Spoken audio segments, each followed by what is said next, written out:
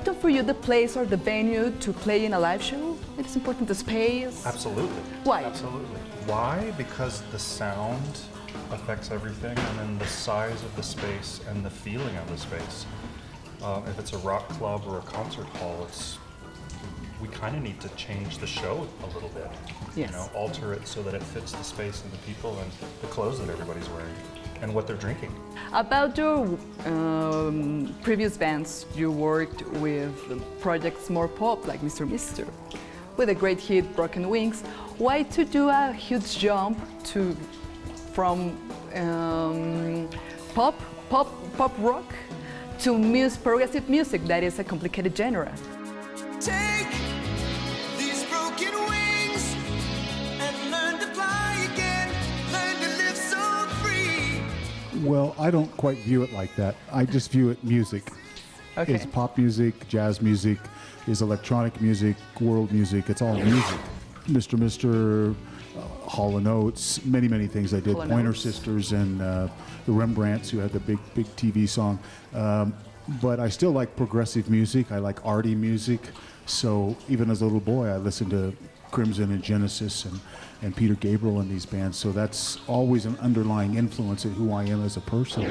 And about King Crimson, in the most important bands of progressive rock, you're like a survivors of that genre. But yeah, King Crimson is active again now for the last 2.5 years. A very different band now, 7 people in the band and 3 drummers. Yes. So I hope we come to play in Mexico perhaps next year with King Crimson. How can you define the current sound of King Crimson now? I think King Crimson is its own genre.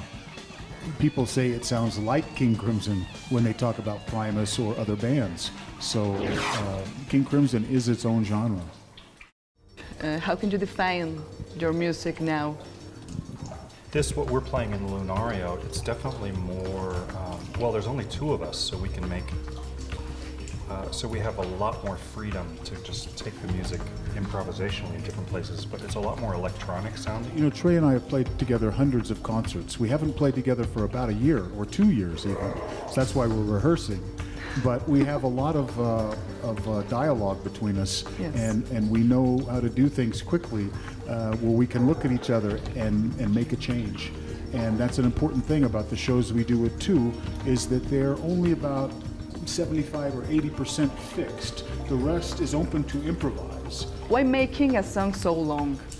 Because they even last more than 20 minutes. We don't try to make a song any particular length. When you're working up a piece of music, the music tells you how long it needs to be. As you rehearse it, you go, this just feels too long, or it feels like it needs to go longer. You just have a feeling as a musician. Have you ever forgotten a song in a live show? Yeah.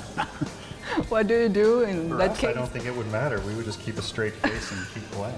But you know, Bands, progressive bands like Tool, for example, Colin Edwin for Porcupine Tree. Why working with that kind of artist? Do you feel completely in your comfort zone playing with that kind of artist? we love playing with guys who are similar to us, but really, and I pack an answer for himself, I think really we'd like to play with people that are totally different than us. That's kind of why we have Krista coming. It's going to be Yes. totally different for us. For me, I like playing with musicians who, you know, aren't from this continent, that are from other completely different cultures. For me, that's really exciting. Do you play music for all the people or just in a specific audience?